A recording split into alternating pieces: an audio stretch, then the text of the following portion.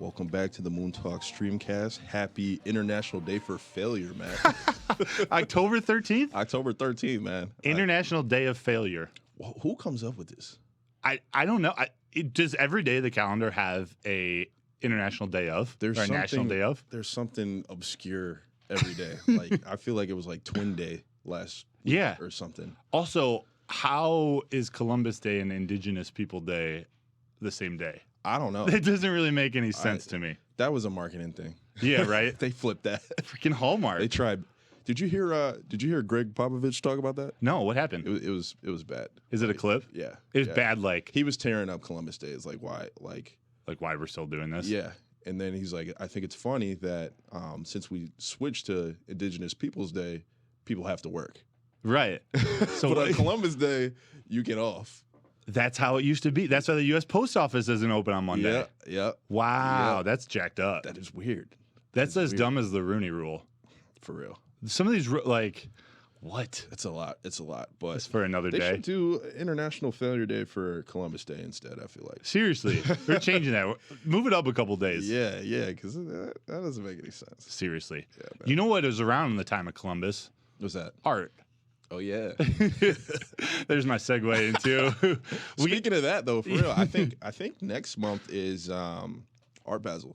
I think it is, and Thanksgiving. Yeah, and Thanksgiving. another fun holiday. One.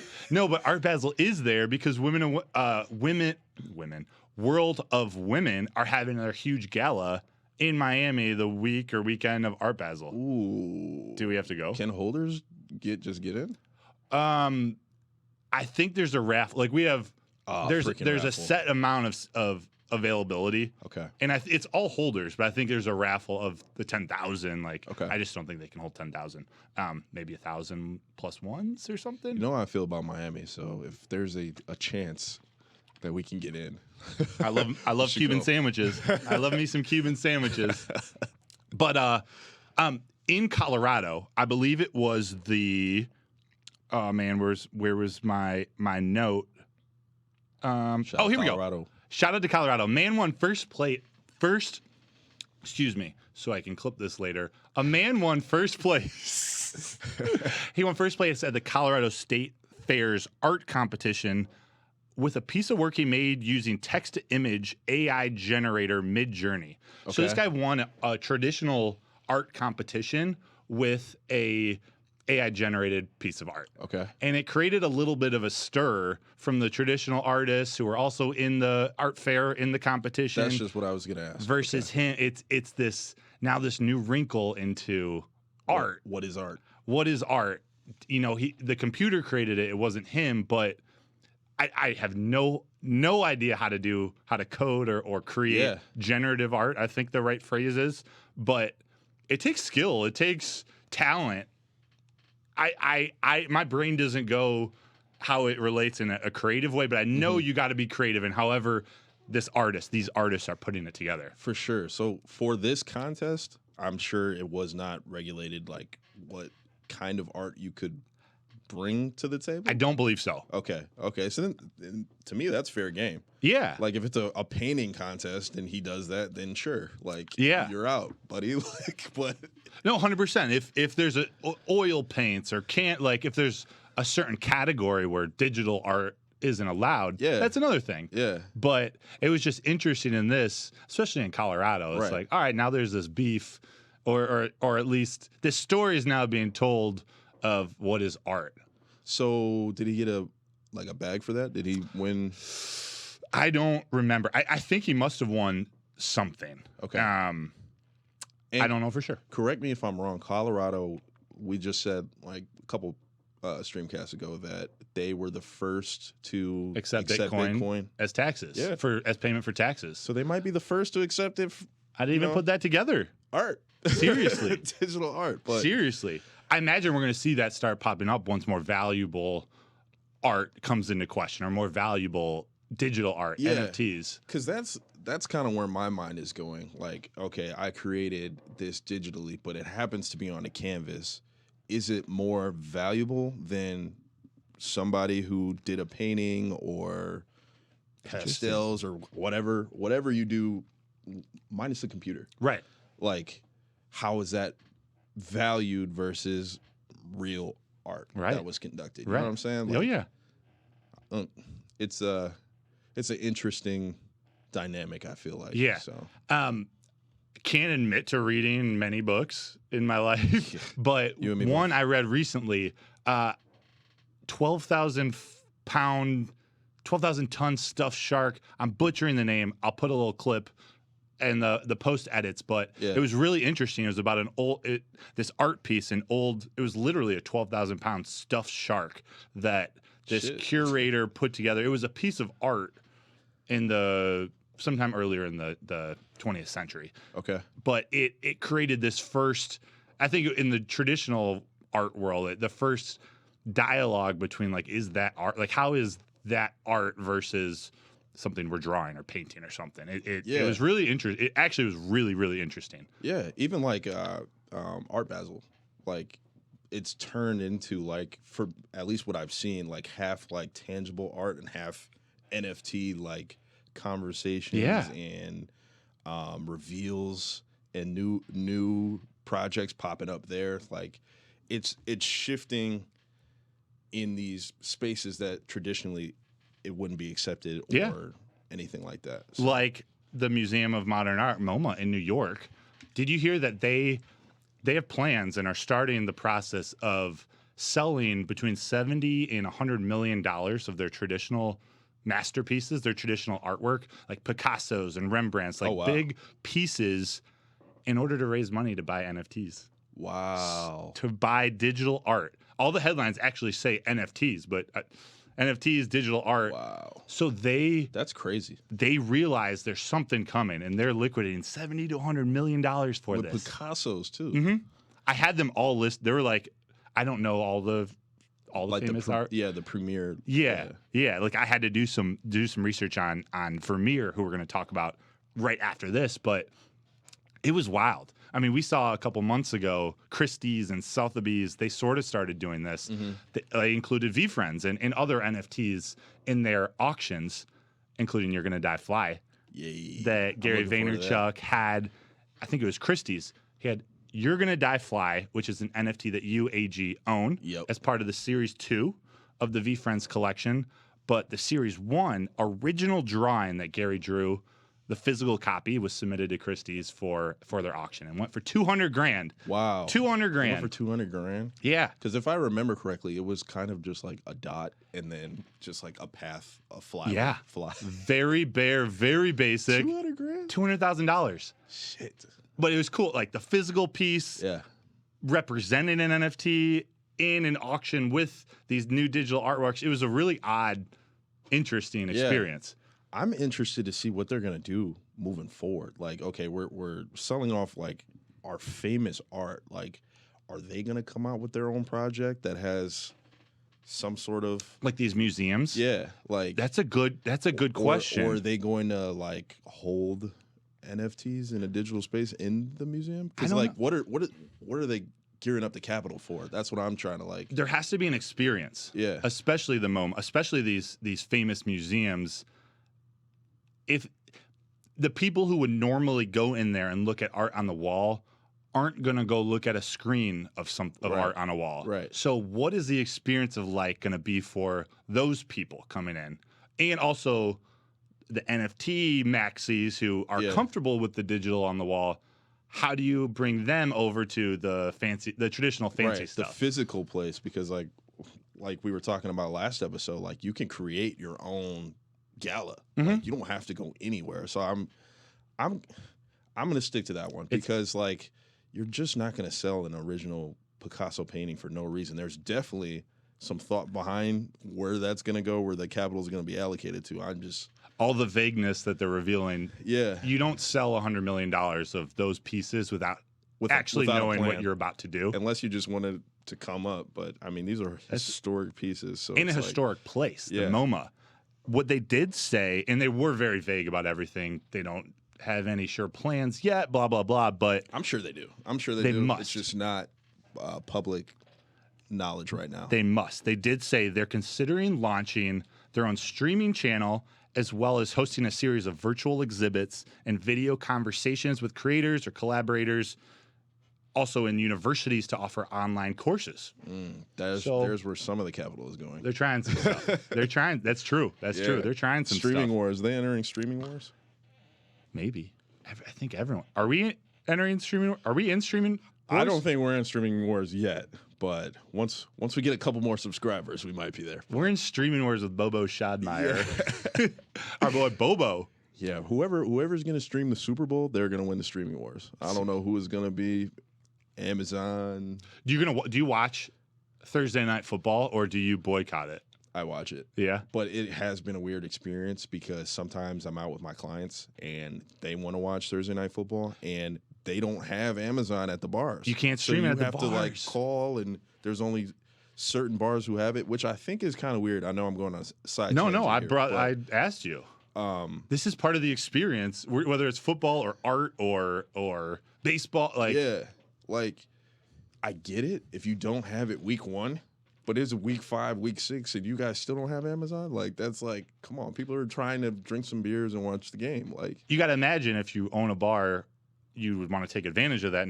That hurts you. And if no one else has it, if you have the game on, people will come to your bar.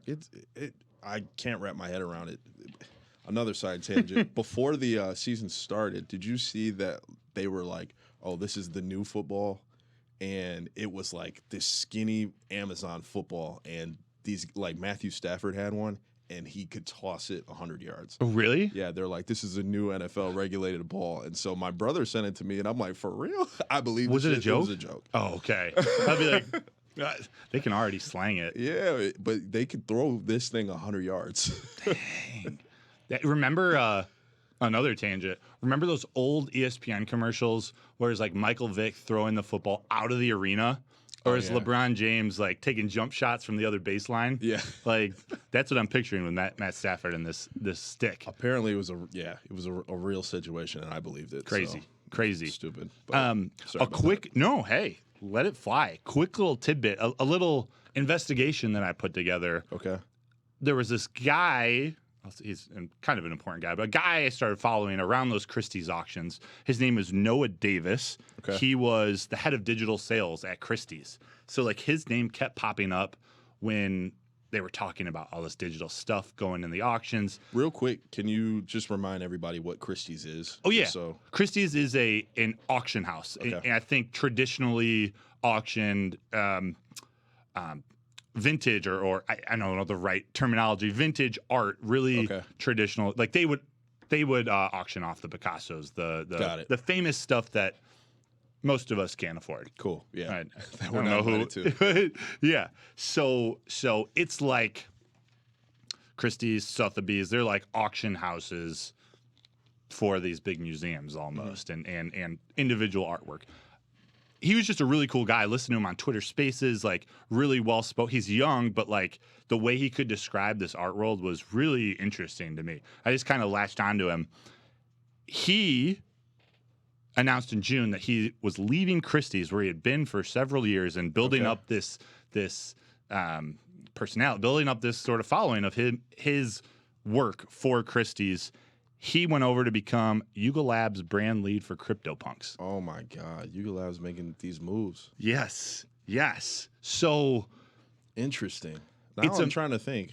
It's a move I don't understand off the bat, but my gut's saying it's an awesome move for Yuga Labs, and specifically CryptoPunks under Yuga Labs, which it's totally different than Bored Ape Yacht Club. But like we've talked about, it's not the culture and the popularity. It's this pixelated JPEG that has its own place just as is in history.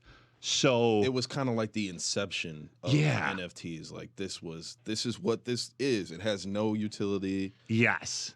It's just you own it. It doesn't do anything else like Bored Ape. So I'm interested to see how it plays out, because first off, what are you going to do? What digital sales or brand lead of crypto?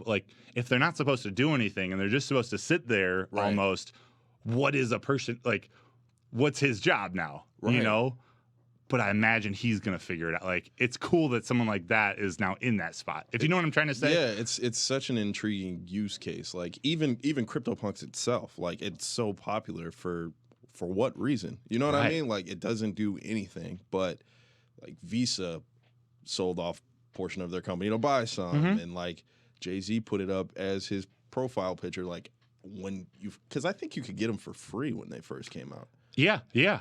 I think CryptoPunks, they were literally giving them away for free, and Bored Ape Yacht Club didn't sell out, but they were available for like $700, like for a couple weeks. Yeah, it's just interesting how CryptoPunks got championed that way. Like it was so organic, and for them to make the move with Noah Davis, like the auction god, essentially. Like how is this going to, like, what is their the auction god? I like that.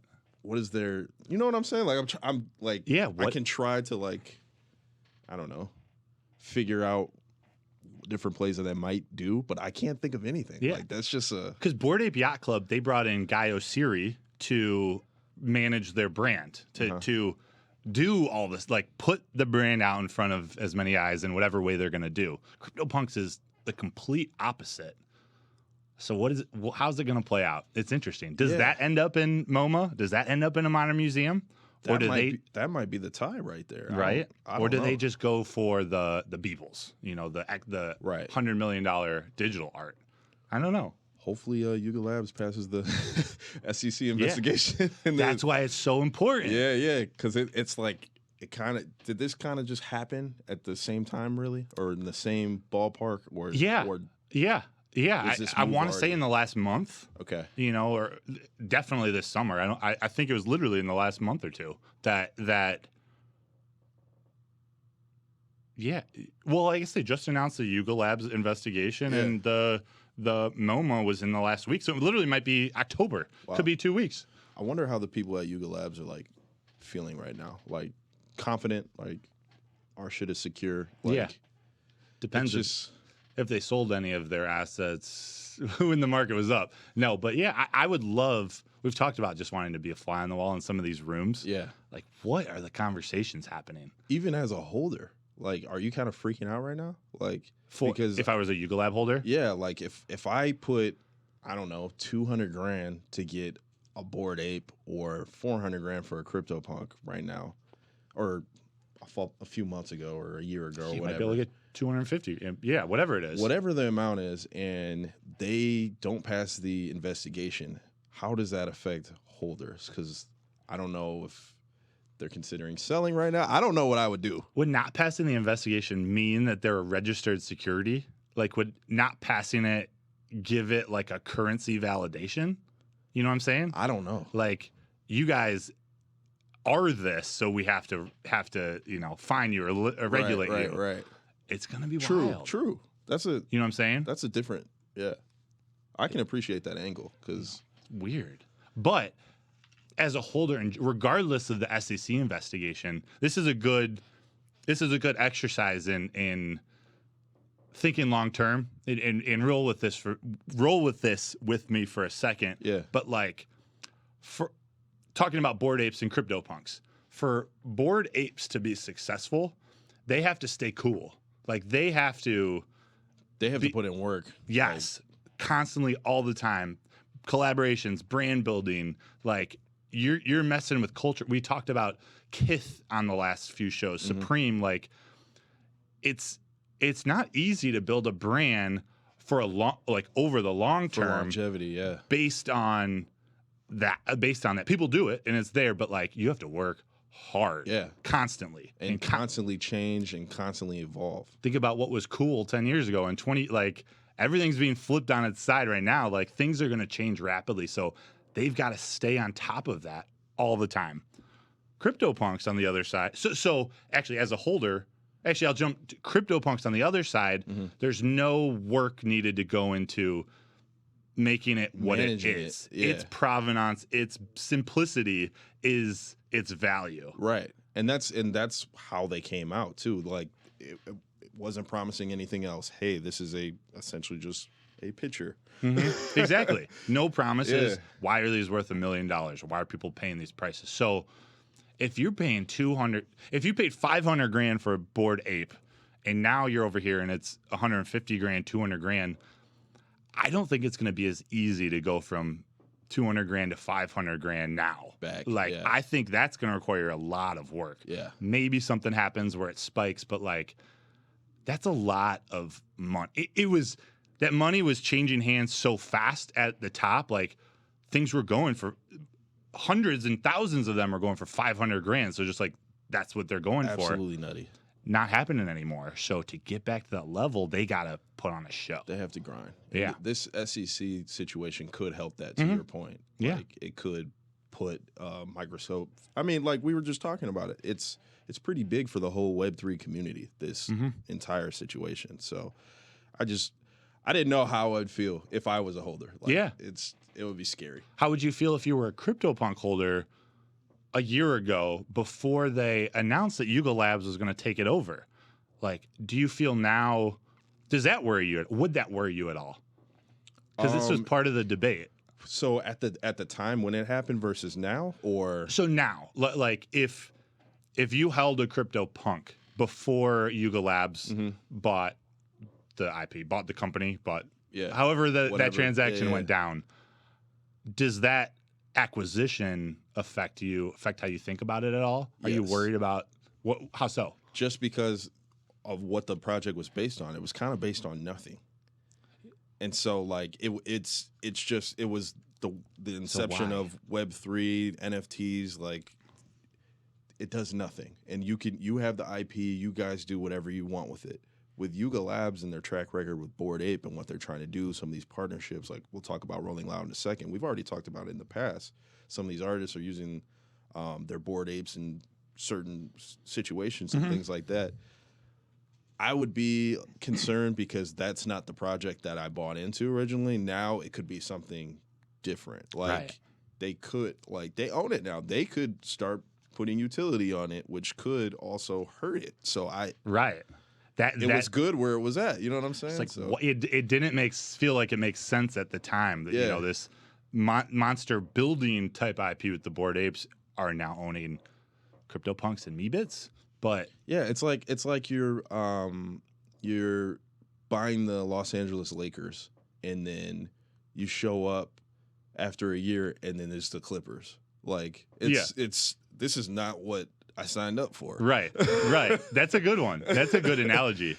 It's crazy. Yeah. It's crazy. All the more fascinating. It could be good, but that's not what I signed up for. Knowing like a move like bringing Noah Davis on seems strategic. Like whether that works or not, it seems at least to me like they're thinking in the right way. We got to do this different. Yeah. We got to get this kid who does things differently to lead this. Like, right. So I like hearing about all this stuff, or I think this stuff.